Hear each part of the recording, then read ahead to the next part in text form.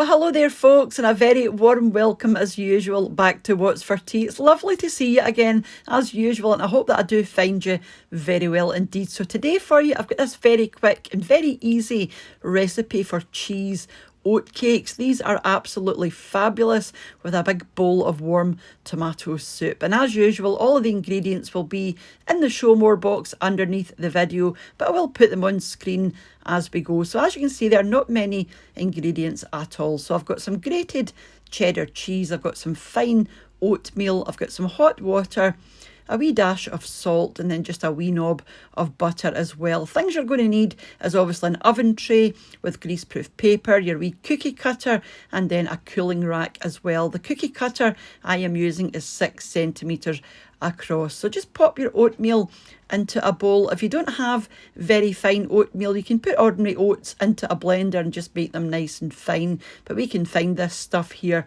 absolutely no problem. So to that you want to add a good dash of salt. This is about half a teaspoon, and I am using the rock salt just because when you crunch down in your biscuit, you get that wee surprising burst of salt. Melt your butter down and add that to the mix, and then we're also going to add some hot water as well. Just add enough hot water to bring it into a nice dough, so don't add it all at once, just add it, I would say, in 2 stages. Pop your grated cheese on top, and that's you done.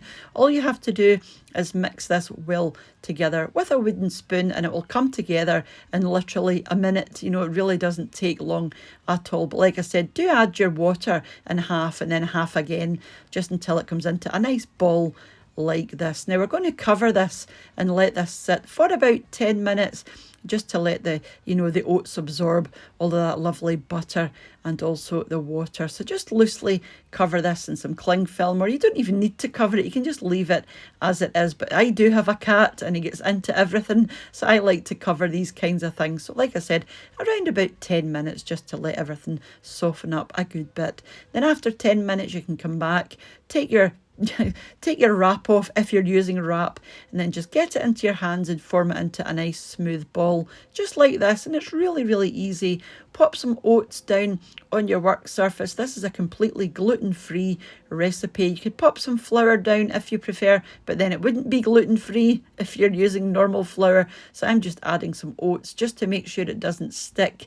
And then with your rolling pin, you want to roll this out into a nice even layer, as thick or as thin as you like. Sometimes I do them thin. This time I've done them quite thick, as you can see, and I'm just going in with my cookie cutter, and this will just go straight through your mixture, and it shouldn't stick at all. As you can see there, it's coming away quite easily. And then just pop them onto the baking tray that you can see at the side there, and just make sure your baking tray is lined, just in case they do stick. They probably won't, but just in case. And just keep going until you've chomped out all of your oat cakes, and you can re-roll this dough as often as you have to. I re-rolled mine, I think, 2 or 3 times, just to get the most biscuits from the dough, because obviously you don't want any waste. And these, they store really well as well in an airtight container. They will last for well over a week, but they don't last that long in this house. But if you do need to store them, they do last a wee while. And like I said, these are fabulous with a bowl of soup, and I think tomato soup, because there's cheese in there, it just goes so well with tomato soup. So just pop these into the middle of your oven for about half an hour, gas mark 4. It's quite a low temperature. You don't want too much colour on these. In fact, they shouldn't really colour at all. They should be nice and even all the way across like these, and they've gone lovely and crunchy. They are just delicious, let me tell you.